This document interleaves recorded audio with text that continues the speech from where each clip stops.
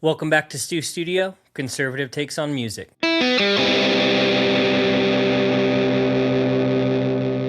Kanye West has had probably the most insane week of any artist in recent history. Now, if you don't know, he released his album Bully this year, which debuted at number 2 on Billboard. Now, I've heard bits and pieces of this album, so I don't have a whole lot to say about it, but it sounds like he's taking quite a sharp turn from his single released last year, N-word Hail Hitler, which I'll just call Hail Hitler. It's way too early in my career to get canceled. And over the weekend, Kanye had 2 sold-out shows at SoFi Stadium. If you haven't seen videos of this performance, you can find the entire almost 3-hour concert on YouTube. The stage design was immaculate. He was standing on top of a rotating earth the entire time. He had guest performances from Lauryn Hill, Travis Scott, Don Toliver, CeeLo Green, and 12-year-old Northwest. Now, video from this performance looks a lot like the Life of Pablo tour that I attended back in 2016. Like, Kanye is tethered to the stage the entire time. He has no breaks, never gets off the stage, and it really looks like he's back. So riding high on the success of his album and his shows, you'd think that Kanye is just on the up and up until earlier this week. As Kanye was announced to headline UK's Wireless Fest, sponsors started pulling out left and right. We had Diageo, Rockstar Energy, and Pepsi all pull out of sponsoring the Wireless Fest. And Pepsi is like one of the main sponsors of the festival. I don't think it can go on without them. And since he's an international artist, he did need an approved visa to be able to perform. So a lot of ministers in the UK were saying maybe he should be denied his visa for entry to work in the country. This from The Sun. Ministers are reviewing rapper Kanye West's bid to play a music festival in the UK this summer, The Sun understands. The controversial artist is scheduled to play at the Wireless Festival in London,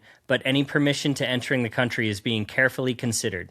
The Prime Minister told The Sun on Sunday it is deeply concerning that Kanye West has been booked to perform at Wireless despite his previous anti-Semitic remarks and celebration of Nazism. Anti-Semitism in any form is abhorrent and must be confronted firmly wherever it appears. Everyone has a responsibility to ensure Britain is a place where Jewish people feel safe. And as it turned out, Kanye West was actually denied his visa and entry to the country. Personally, I think this is a reaction to some anti-Semitic attacks in England recently, which included the killing of 2 men at a synagogue in Manchester last October and arson for the torching of 4 Jewish ambulances. But the 35-year-old man who killed 2 people at a synagogue is named Jihad al-Shami. That doesn't sound like someone who would listen to Kanye West. I personally believe that the government can't focus on the real causes of the attacks, and they're trying to make it look like they're doing something about anti-Semitism. Even though everyone knows Kanye isn't a real card-carrying anti-Semite. Like, I don't think any Jewish person would ever be afraid alone in a room with Kanye. He blamed his whole dark place in his career on some bipolar disorder that he developed after a car crash. And it sounds like he's repenting from it. Kanye took out a full-page ad in the Wall Street Journal to apologize. Now, I'm not going to read this whole thing. It's very long, but it's titled "To Those I've Hurt." And he goes on saying he's sorry for what he said against the Jewish community, talking about the DEFCON 3 against Jews. He's sorry for praising Hitler in his song, and he's sorry for saying he loves Hitler. Obviously, all terrible things. But I remember certain interviews from 10 plus years ago of Kanye saying that he wanted to take the Confederate flag or the swastika and turn it into some part of his brand because he likes things that piss people off. So I wasn't surprised when he took kind of a Nazi turn in his career. I also knew not to take it seriously, but it did go a lot farther than I thought it would. And now it sounds like he realized that was a very stupid thing to do, and he's actually apologizing for it and owning up to it. And it's actually refreshing to see an artist hold themselves accountable. He did post a shorter apology on social media. This is also titled "To Those I've Hurt." Says, "I've been following the conversation around Wireless and want to address it directly. My only goal is to come to London and present a show of change,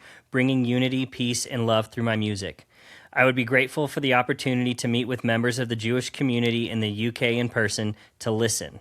I know words aren't enough. I'll have to show change through my actions. If you're open, I'm here. With love, Yay. Now that was posted on Tuesday before it was announced that he was banned from the UK, or at least that his visa would not be approved. So it sounds like he actually wanted to do something productive and constructive with the Jewish community, especially in the UK, but he was denied anyway. So instead of speaking out against attackers named Jihad, the British government is banning a performer who would have brought millions of dollars to the area. Because after all this, Wireless Festival is officially shut down. It's not going to happen. This from the AP. Wireless Festival canceled after UK bars rapper Ye over anti-Semitic remarks. Now these weren't anti-Semitic remarks that he made recently. He made them a while ago, and it was known when he was booked as the headlining artist for all 3 nights at the festival. In fact, between him being chosen as the headliner and the festival being canceled, he's done nothing but apologize for those remarks. Says, the rapper formerly known as Kanye West was barred Tuesday from entering the UK, where he was scheduled to headline the Wireless Festival in July after backlash over Ye's history of anti-Semitic remarks. Festival organizers canceled the 3-day outdoor event as a result of the travel ban,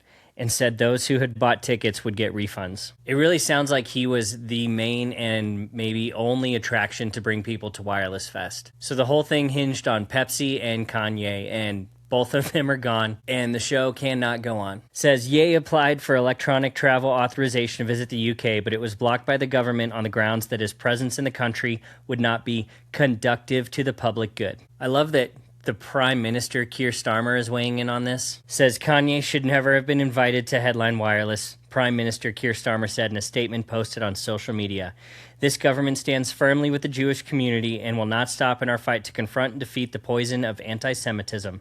We will always take the action necessary to protect the public and uphold our values. Obviously misdirection because they can't talk about the real problem. So this whole thing is just falling apart and it's totally insane. The fact that the British government would deny Kanye entry to the country because of a song he released last year and not actions he took or crimes that he committed is almost unfathomable, but we have also seen that the UK will arrest people for their thoughts and for praying silently and for posting the wrong things on social media. I personally will never defend Kanye releasing a song called Hail Hitler or for the actual anti-Semitic things that he said in the past, but I will support somebody in repenting and admitting they're wrong and taking full accountability for it and trying to take actions to repair the damage that he's done, even when the country won't let him in. Now, Kanye does have a tour coming up to support his album Bully, and I doubt that the whole thing's going to look like it did at SoFi because that was just over-the-top production. But having seen him at a minimal production show on his Life of Pablo tour, I think it's still going to be pretty epic. Not that I would go see him again, but it sounds like he's going to have a lot of support from his fans who really miss the real Kanye and are ready to accept his apology. But that's it for now. Thank you for watching this week's episode of Stu Studio, and remember, Jesus loves you.